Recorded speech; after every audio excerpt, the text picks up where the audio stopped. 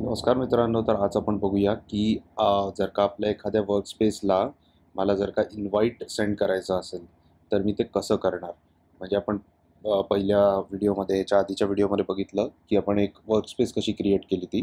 आता आपण पाहूया की जर का मला ही वर्कस्पेस जी मी क्रिएट केलेली आहे, त्याला पर्टिक्युलर मी मेंबर्स कसे ॲड करीन किंवा मी शेअर कसं करू शकीन माझ्या अदर टीम मेंबर्सना. जसं मी आधीच्या व्हिडिओमध्ये एक्सप्लेन केलेलं की तुम्ही बॅकएंड डेव्हलपर आहात आणि अजून एक फ्लटर डेव्हलपर आहे किंवा रिॲक्टमध्ये काम करणारा एक डेव्हलपर आहे. त्या 2 जणांबरोबर तुम्हाला शेअर करायचं आहे. ठीक आहे. तुमचं जे पर्टिक्युलर API कलेक्शन आहे किंवा काही तुमचे जे काही APIs आहेत ते शेअर करायचे. तर त्याचे 2 मेथड्स असतात. एक आहे की तुम्ही अख्खीच्या अख्खी वर्कस्पेस शेअर करून टाका किंवा दुसरं ऑप्शन असतं की त्याच्यामधलं जे कलेक्शन आहे ते शेअर करा. ठीक आहे. तर आता हे मी जे उदाहरण देतोय ते असं तुम्ही समजून चाला की मी माझं काम सगळं कंप्लीट केलं. माझ्या वर्कस्पेसमध्ये कलेक्शन वगैरे सगळे बनवले आणि आता ते कलेक्शन जे आहे ते माझ्याकडे हे दुसरं एक अकाउंट आहे. सपोज हे माझं क्लायंटचं अकाउंट आहे, म्हणजे हे माझ्या क्लायंटचा पर्टिक्युलर व्ह्यू आहे. या पर्टिक्युलर केसमध्ये मला हे शेअर करायचं आहे. तर मी पुन्हा एकदा रिपीट करतो मला काय माझं म्हणणं आहे ते, की ही क्लायंट 1 नावाची जी वर्कस्पेस आहे, ती वर्कस्पेसमध्ये सपोज मी इकडे एक कलेक्शन बनवतो जस्ट क्विकली. डेमो कलेक्शन किंवा प्रोजेक्ट 1 म्हणून आपण नाव देऊया. डेमो कलेक्शन पण नको. ठीक आहे. हे प्रोजेक्ट 1 जे आहे त्याच्या आतमध्ये सपोज इकडे एखादी लॉग इन रिक्वेस्ट आहे. ठीक आहे. असं करून मी पर्टिक्युलर ही एक कलेक्शन बनवली याच्या आतमध्ये. आता काय आहे की मला हे जे कलेक्शन आहे आणि ही जी पूर्ण वर्कस्पेस आहे, माझं तर काम कंप्लीट झालेलं आहे. मी जेवढं काही मला करायचं होतं, API वगैरे डेव्हलपमेंट करायची होती ती सगळी झालेली आहे. आता क्लायंट बोलतोय की मला ती आता शेअर कर. ठीक आहे. तर ते कसं आपण करणार? त्याच्यासाठी आपण सिम्पली इकडे एक इन्व्हाइटचं ऑप्शन आहे आपल्याकडे. यावरती क्लिक करणार.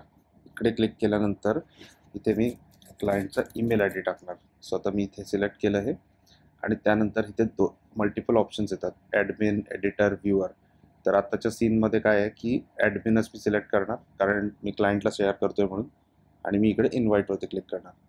तर हे इथे इन्व्हिटेशन जे आहे ते सेंड झालेलं आहे आणि त्याच्यानंतर मी रिमूव्ह करू शकतो if I want to remove it. Okay. आता मी इकडे जातो, इकडे रिफ्रेश करतो एकदा.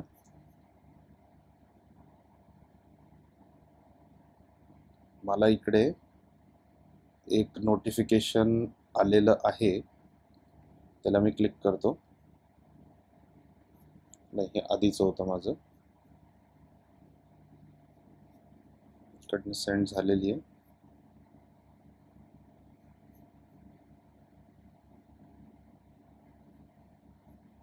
ठीक आहे. जर का असा देखील कधी प्रॉब्लेम येत असेल तर सिम्पली तुम्ही ही पर्टिक्युलर लिंक जी आहे, कारण हे पोस्टमॅनमध्ये खूप कॉमन आहे आणि भरपूर लोकांना हा प्रॉब्लेम येतो की मी इन्व्हिटेशन सेंड केलं पण दिसत नाही आहे वगैरे वगैरे वगैरे.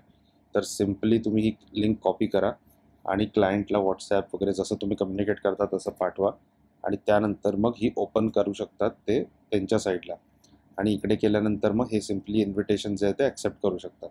So that is very easy process. तर इकडे मी आता तेच क्लिक केलेलं आहे आणि ओपन केलेली आहे ती लिंक माझ्या वेगळ्या अकाउंटमध्ये, आणि इकडे आपण आता ती जॉईन करूया. तर हे बघा, मी इकडे त्या पर्टिक्युलर वर्कस्पेसला जॉईन झालेलो आहे आणि मला इकडे 2 जणं दिसत आहेत. एक मी आहे आणि दुसरा माझा क्लायंट आहे. आता यामध्ये मी जे काही कलेक्शन्स बनवीन ह्याच्या पुढे, फॉर एक्झाम्पल इथे त्यांनी मला दुसरं प्रोजेक्ट दिलं, प्रोजेक्ट 2. त्याच्या आतमध्ये मी क्रिएट केलं, तर इकडे मला प्रोजेक्ट 2चं कलेक्शन आलं.